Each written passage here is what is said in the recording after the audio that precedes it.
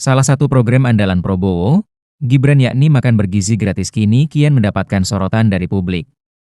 Program ini menuai kontroversi karena dianggap menyedot anggaran begitu besar.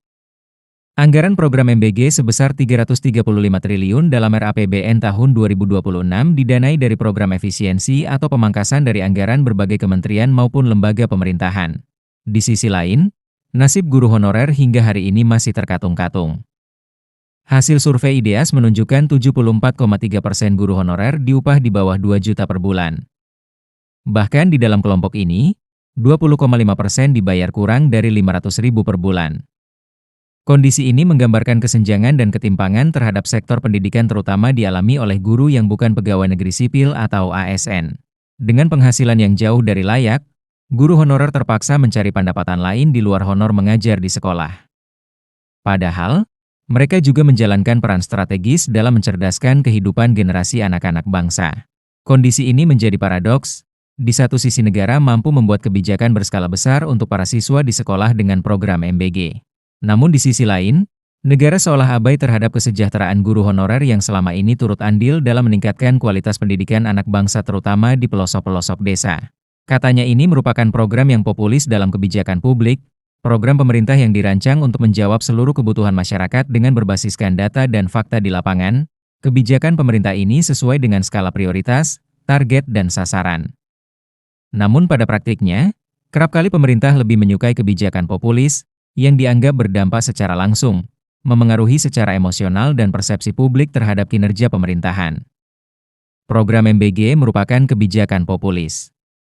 Program ini untuk memastikan setiap anak Indonesia tumbuh sehat, bebas stunting, memiliki kualitas makanan bergizi tinggi dan meningkatkan kualitas belajar siswa. Terlepas dari itu semua, hingga hari ini belum ada pertanyaan dan hasil survei. Apakah ada korelasi program MBG dengan tingkat kualitas dan kecerdasan siswa di sekolah? Tentu pertanyaan tersebut masih terlalu prematur, karena program MBG masih relatif baru dijalankan. Kenyataan di lapangan, masih banyak suara sumbang.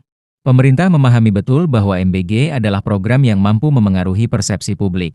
Hasil survei Indikator Politik Indonesia pada 15–21 Januari 2026, sebanyak 72,8% masyarakat penerima manfaat program MBG menyatakan puas dengan program itu. Namun demikian, kita perlu membaca kebijakan ini secara kritis, karena kepuasan jangka pendek tidak selalu berkorelasi dengan efektivitas jangka panjang dalam menyelesaikan berbagai persoalan struktural di negeri ini. Setidaknya ada beberapa alasan mengapa program MBG terus dipertahankan pemerintahan Prabowo, Gibran hingga saat ini. Pertama, dilihat dari konteks politik, program MBG merupakan salah satu janji politik Prabowo Gibran dalam kampanye Pilpres 2024. Jika program ini tidak dilanjutkan, maka akan memengaruhi tingkat kepercayaan masyarakat terhadap kinerja pemerintahan.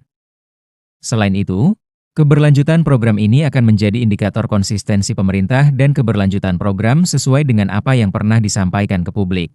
Kedua, program ini terlihat dari hasil survei Indikator Politik Indonesia. Dengan hasil yang cukup memuaskan, maka secara politik pencitraan sangat efektif untuk membangun citra pemerintahan yang pro rakyat kecil, meskipun praktiknya penuh dengan pro dan kontra. Ketiga, dari sisi psikopolitik, program MBG tidak hanya dijadikan alat ukur kepuasan masyarakat saja, tetapi juga berimplikasi terhadap politik elektoral. Dengan program MBG, pemerintah dianggap sebagai pihak yang peduli terhadap puluhan jutaan masyarakat penerima MBG. Terus, bagaimana menurut kalian dari program ini?